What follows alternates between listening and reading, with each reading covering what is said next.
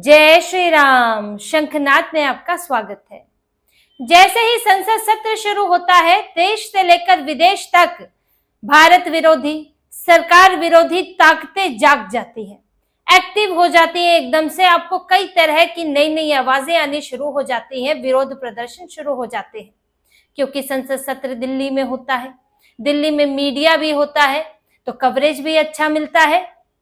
ऐसे ही संसद सत्र जब अब शुरू होने वाला है तो उमर अब्दुल्ला भी जाग गए हैं, अचानक से बड़े बड़े बयान देने लगे हैं। स्टेटहुड के लिए इन्हें विरोध प्रदर्शन भी करना है, जंतर मंतर पर बैठना चाहते हैं, और अब यहाँ तक कहने लगे हैं कि क्या हमें अमेरिका से मदद मांगनी पड़ेगी।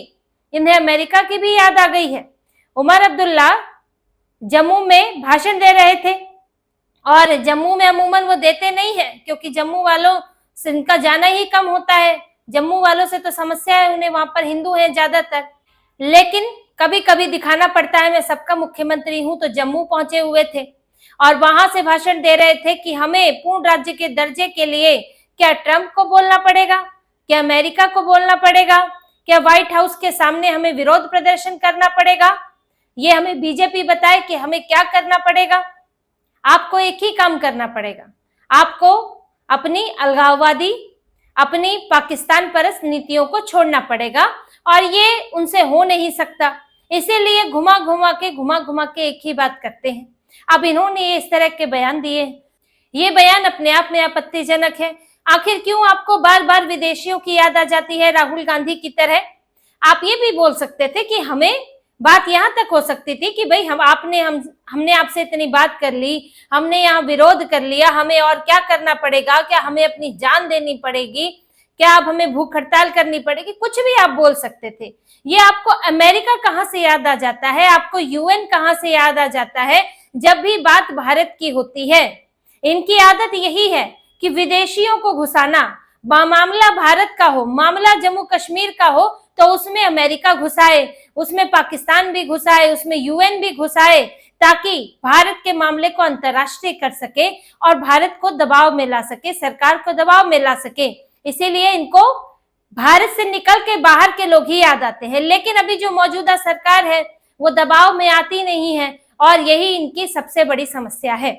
उमर अब्दुल्ला आजकल बड़े बेचैन हो चुके हैं। मैंने आपको पहले भी बताया था कि जंतर मंतर पर प्रोटेस्ट के लिए इन्होंने समय मांगा है, परमिशन मांगी है, जो इन्हें मिली नहीं है, क्योंकि जो 20 तारीख को संसद सत्र शुरू हो रहा है उसमें 1000 चीजें हो रही हैं। ये कॉकरोच पार्टी भी बैठी हुई है जंतर मंतर पर। 20 तारीख को इनका भी संसद चलो, इनका प्रोटेस्ट है, और संसद जाने की इजाजत है नहीं, तो कुछ हंगामा हो सकता है। अब इन्हें भी 20 तारीख ही चाहिए, क्योंकि पहला दिन है तो मीडिया में चमकना चाहते हैं, तो इनको परमिशन मिल नहीं रही है। तो ये और बौखलाए हुए हैं और कह रहे हैं कि इसकी इजाजत भी नहीं मिल रही है, तो हम अपनी बात कहाँ कहें। ये सब ड्रामा उमर अब्दुल्ला का चल रहा है। अब इसके पीछे देखिए उमर अब्दुल्ला परेशान क्यों हैं, आखिर क्यों उन्हें ट्रंप की याद आ रही है, अमेरिका की याद आ रही है, क्यों उन्हें अभी ही प्रोटेस्ट करना है। इसकी 2 वजह है, और इसमें जम्मू कश्मीर में जो ताबड़तोड़ कार्रवाई हो रही है वो भी इसके पीछे एक कारण है, उमर अब्दुल्ला पर बढ़ता दबाव। अभी जिस तरह से सेना काम कर रही है वो तो है, आतंकवादी पकड़े जा रहे हैं, आतंकवादी मारे जा रहे हैं, लेकिन जो इंटेलिजेंस ब्यूरो है वो भी वहां पर कार्रवाई कर रहा है। अभी 3 पब्लिशर पकड़े गए हैं 2 पब्लिशिंग हाउस से, जिन्होंने ऐसी किताबें छापी थी जिसमें अलगाववाद को बढ़ावा दिया गया था, अलगाववादियों, आतंकवादियों का महिमा मंडन किया गया था। ये 2 किताबें छापी गई थी जो कि लाइब्रेरी में थी, और वो किस बारे में थी कि legends of Jammu Kashmir, legends of Kashmir, greatest persons of, greatest personalities of Kashmir, इस नाम से थी। और उसमें आतंकियों के नाम थे, अलगाववादियों के नाम थे, जिन्हें जम्मू कश्मीर की, खासतौर से कश्मीर की बड़ी पर्सनालिटीज, महान लोग बताया गया था।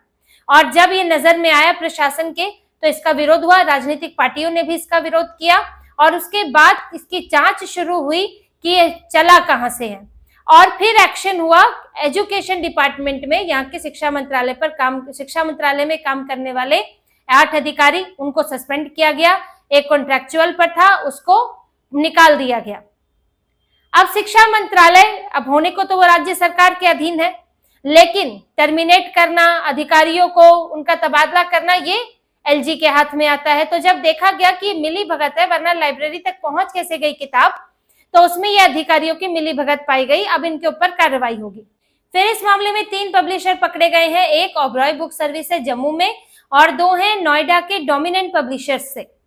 इन लोगों ने किताबें छापी थी और फिर वो वहां पहुंचाई गई। अभी इसके पीछे की भी छानबीन हो रही है कि इन्होंने क्यों छापी, इनको किसने कहा, पैसा किसने दिया, क्योंकि कोई भी चीज ये इनको ख्वाब नहीं आया होगा कि हम ये छापे और जम्मू कश्मीर में ये जाए। नोएडा की है पब्लिशिंग हाउस, तो इसमें पैसा किसका लगा है ये देखना होगा। अभी आगे और गिरफ्तारियां इस मामले में हो सकती हैं, इसकी जड़ तक पहुंचा जाएगा।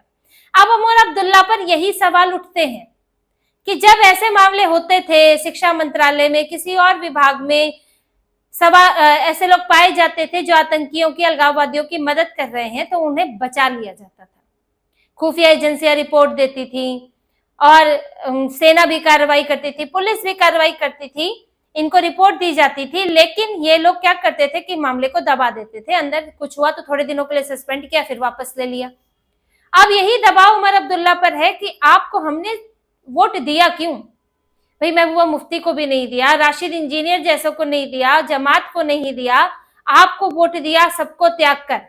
किस लिए दिया? ताकि कल को आप ऐसे हम लोग फंसेंगे जो वहां पर अलगाववादी समर्थक है, आतंकी समर्थक है, उनको बचाया जाए।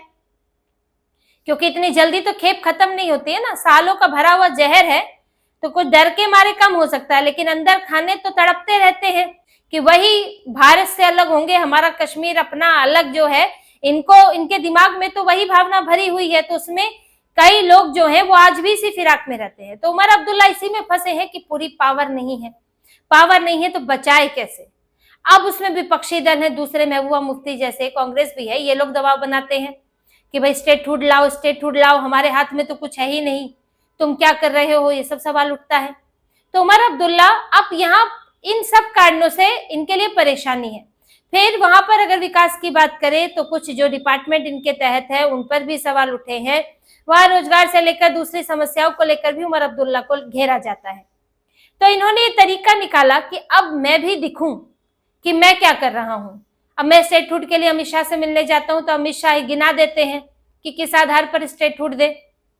आतंकवादी हमले हो रहे हैं, पहलगाम का हमला हुआ, शिवखोड़ी में हमला हुआ, उसके बाद भी आतंकवादी पाए जाते हैं, तो क्यों तुम्हें स्टेटहुड मिलना चाहिए? डिपार्टमेंट के अंदर इतने सारे अलगाववाद समर्थक पाए जाते हैं, तो अभी कोई स्थितियां नहीं है दे जाने की, तो इन्हें खाली हाथ लौटना पड़ता है। तो अब लोगों को दिखाना है इन्हें बेसिकली सरकार पे दबाव नहीं बनाना है। सरकार पर दबाव ये बना भी नहीं सकते, ये जानते हैं। इन्होंने कोशिश कर ली, इन्हें पता है कि जब देना होगा तभी देंगे, वरना नहीं मिलेगा। तो ये क्या कर रहे हैं कि दिखावा करना है कि चलो हम मांगते हुए तो दिखे, हम यहाँ पर पीडीपी वालों को भी जवाब दे पाएंगे, कांग्रेस को भी, आम आदमी पार्टी को भी जवाब दे पाएंगे कि देखो मैंने तो मांगा था, जंतर मंतर पर मैं गया था। तो उनको मुंह बंद कराने के लिए ये सारा ड्रामा दिल्ली में करने वाले हैं। इनको परमिशन नहीं मिली है तो कुछ जोर जबरदस्ती करेंगे, दिखाएंगे कि मैं देखो अगर 20 को नहीं तो 21 को करेंगे कि देखो मैं कितना संघर्ष कर रहा हूँ स्टेटहुड के लिए। जबकि स्टेटहुड चाहिए नहीं किसी को, जम्मू वालों को तो बिल्कुल भी नहीं चाहिए, वो कहते हैं हम एलजी के तहत खुश हैं। कश्मीर में भी सबको नहीं चाहिए, जो आज भी उस तरह के कट्टर समर्थक हैं उन्हें चाहिए, जो चाहते हैं कि पत्थरबाजी हो उन्हें चाहिए। लेकिन अगर हम देखें आमतौर पर जिनके बिजनेस चल रहे हैं, जो लोग अपना आराम से रह रहे हैं, जिनके बच्चे अब स्कूल जा रहे हैं, वो क्यों चाहेंगे कि पत्थरबाजी हो, उन्हीं के बच्चे पत्थरबाजी करें और उन्हें वो रबड़ बुलेट लगे, उनके बच्चों को गिरफ्तार किया जाए। तो बहुत से लोग नहीं भी चाहते हैं और उन्हें पता है कि जब तक यहाँ सख्त शासन रहेगा तब तक ये चीजें नहीं होंगी। तो इनको वहां चाहिए नहीं, लेकिन इन्हें जबरदस्ती एक दिखाना है कि हाँ हम मांग रहे हैं, हाँ तुम्हारे लिए बहुत जरूरी है। तो उमर अब्दुल्ला ऐसा बीच बीच में जागेंगे जब तक चुनाव नहीं आता है, और जब चुनाव के नजदीक आएंगे तो फिर से एक बड़े तौर पर जागेंगे, दिखाएंगे पूरी ताकत लगाकर, देखो मैं स्टेटहुड मांग रहा हूँ। और स्टेटहुड की आड़ में जो उनकी सरकार की कमियां हैं वो कमियां छुप जाएं। ऐसा नहीं है कि उनके पास करने को कुछ नहीं है, सब कुछ एलजी ही करते हैं, ऐसा नहीं है। आपके पास जो विभाग है उन विभागों के तहत आप क्या काम कर रहे हैं, आपका क्या योगदान है वहां पर, तो वो दिखा पाने में ये असमर्थ है और इसीलिए उसको छुपा रहे हैं इन सब चीजों से। इसलिए इन्होंने इंडिया अलायंस वाली पार्टियों को, लगभग 50-52 पार्टियों को इन्होंने चिट्ठियां भी लिखी हैं कि मेरा इसमें साथ दे। हालांकि किसी पार्टी ने अभी तक सपोर्ट नहीं किया है, क्योंकि मामला संवेदनशील हो जाता है। ये लोग कश्मीर में कुछ भी कह लें बैठकर, लेकिन अगर आप दिल्ली में कुछ इस तरह की बातें करते हैं जिसमें अलगाववाद नजर आए तो आप बुरे फंस सकते हैं। इसीलिए चुप्पी साधे हुए है कांग्रेस भी, आम आदमी पार्टी भी, टीएमसी भी, सपा भी। इनकी चिट्ठी पर किसी ने जवाब नहीं दिया और ये यहाँ तो अलग थलग पड़ गए हैं, फिर वहां जाकर ये दिखाएंगे कि देखो मैं अकेला मांग रहा था, इन्होंने मेरा साथ नहीं दिया। तो इंडिया अलायंस वाली पार्टियों को भी इन्होंने फंसा दिया है कि अगर साथ देते हैं तो बाकी राज्यों में उनकी राजनीति प्रभावित होती है, अगर साथ नहीं देते हैं तो उमर अब्दुल्ला कश्मीर में जाके गाना गाएंगे कि देखो मेरा तो कांग्रेस ने भी साथ नहीं दिया, आपने भी साथ नहीं दिया। ये लोग वहां पे लड़ते हैं ना चुनाव, आम आदमी पार्टी और कांग्रेस। तो ये सारी बातें उमर अब्दुल्ला वहां जाकर बोल सकते हैं। तो ये अपनी राजनीति सेट करने में लगे हैं, क्योंकि इन्हें पता है कि अब हाथ में पावर नहीं है, पावर आने भी नहीं वाली है। छटपटा कर तो रह चुके हैं, इन्हें मालूम है। अब जो लद्दाख का उदाहरण दे रहे हैं कि लद्दाख में देखो उन्हें उनसे जिस तरह का संवाद होता है, उनको 371 के तहत इनको कुछ छूट देने के ऊपर सरकार विचार कर रही है, तो यहाँ पर क्यों नहीं इस तरह से संवाद होता है? संवाद किस लिए होगा? क्या लद्दाख में कभी अलगाववादी विचारधारा चली है? क्या वहां पर कभी इस तरह के आतंकी हमले किए गए हैं? क्या वहां पर पाकिस्तान परस्ती की गई है? तो आपसे किस बात का संवाद होगा? संवाद करते करते तो पूरी कांग्रेस सत्ता से चली गई, वो संवाद ही कर रही थी आपसे, और आप संवाद के नाम पर ब्लैकमेल किया करते थे। आप वहां पर सरकारी योजनाएं लागू नहीं होने देते थे, आपका वहां घोटाले पर घोटाले चल रहे थे, आगजनी हिंसा, वहां पूरा कश्मीर का कचूमर निकाल कर रखा हुआ था इन्होंने। तो आपसे क्यों, किस बात का संवाद होगा? किस बात की आपको छूट मिलेगी? मुख्यमंत्री बना दिया, यही बड़ी बात है। वो भी नहीं बनाया जाना चाहिए था, मेरी निजी राय में तो वो भी नहीं होना चाहिए था। पूर्णतः यहाँ पर इसको यूटी ही रखा जाना चाहिए था। लेकिन अब कुछ सरकारी अपनी समस्याएं हैं, अपना कुछ अंतर्राष्ट्रीय स्तर पर भी कुछ आपको पोस्चरिंग करनी होती है, तो आपने वहां पर बना दिया। लेकिन इससे ज्यादा यहाँ कुछ होने वाला है नहीं। ये सरकार ने भी दिखा दिया है कि अब ये तुम ट्रंप का नाम लो, तुम अमेरिका का नाम लो, तुम यूएन का नाम लो, यहाँ इससे ज्यादा तुमको कुछ नहीं मिलेगा। और उमर अब्दुल्ला इसी में ही इनकी परेशानी है कि पावर भी नहीं है, और जो बचा खुचा है वो भी अगली बार चुनाव में हाथ से जा सकता है, क्योंकि कुछ ये कर ही नहीं पा रहे हैं और बातें इन्होंने बड़ी बड़ी की थी। अब इसीलिए इनको ट्रंप और अमेरिका याद आ रहा है, लेकिन फिलहाल तो ट्रंप अमेरिका इनकी कोई मदद कर नहीं सकता। और इस तरह के उटपटांग बयान अगर ये देते हैं तो फिर सरकार और सख्त होगी। जो हाथ में आया है वो भी जा सकता है, और आगे के लिए अगर ये ज्यादा समस्याएं खड़े करते हैं तो पूर्णतः यूटी भी बन सकता है, कुछ नहीं बिगड़ने वाला है वहां पर। तो उमर अब्दुल्ला पूरी तरह से राजनीतिक रूप से इनके हाथ खाली है, और राजनीतिक परेशानियां इनकी बड़ी है कि आने वाले समय में इनके हाथ में जो अभी कुर्सी है वो कुर्सी भी रह पाएगी या नहीं। तो इसी तरह की और खबरें और विश्लेषण आपके लिए लाते रहेंगे। हमसे जुड़े रहिए, सब्सक्राइब कीजिए, कमेंट कीजिए। बहुत बहुत धन्यवाद। जय श्री राम।